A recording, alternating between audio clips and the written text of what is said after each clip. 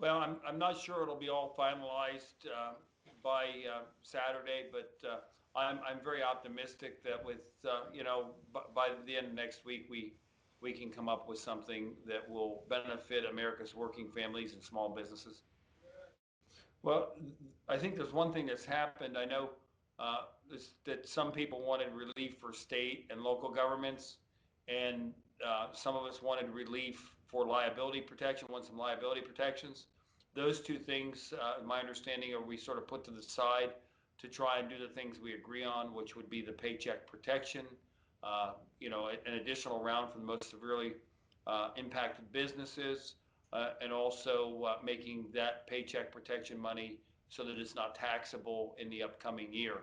So I think there's some things there which we agree on, and we're trying to focus on those areas, get those things done, and work out the deals with the liability protection and the state and local funding. Well, we're not only talking companies, we're talking schools, we're talking universities, we're talking hospitals. To characterize it as companies, it's going to be very difficult to trace. And the one thing is, businesses don't want their employees to get sick. They care about the team. As long as a business is following the CDC guidance, and taking the reasonable precautions, I think it's only right, whether it's a business, a hospital, a school, a not-for-profit organization, they should have those protections.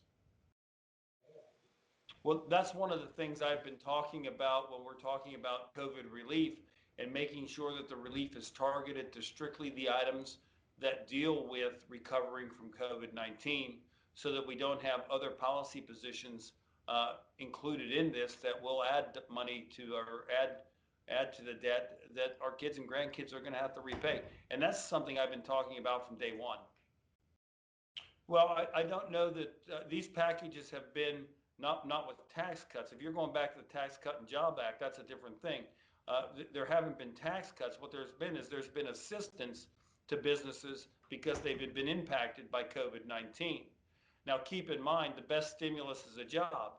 And for people to have jobs coming out of COVID-19, we have to have businesses in places where they can go back to work and earn money. Keep in mind that whether you're a small business and you're operating, or you're an independent contractor or whatever, you've been told you can't go to work through no fault of your own.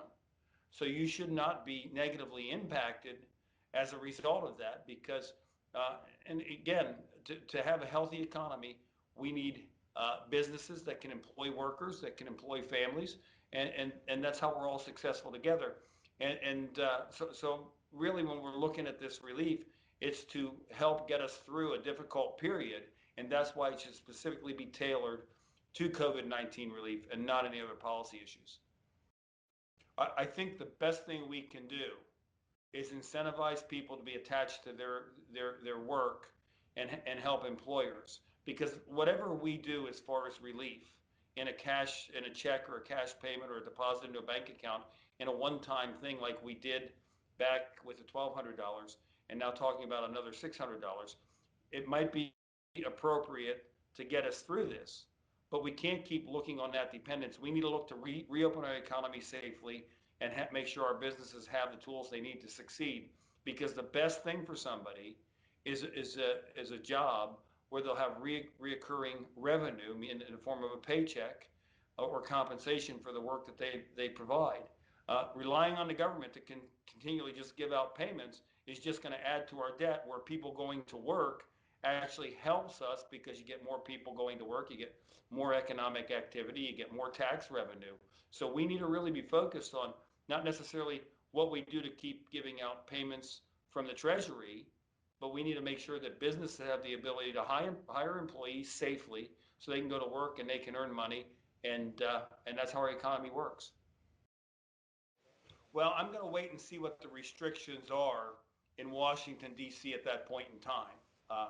I think it'd be a little premature. I know there's been, restrictions on size of gatherings, the fact of out-of-state travel and so forth when it's not for work.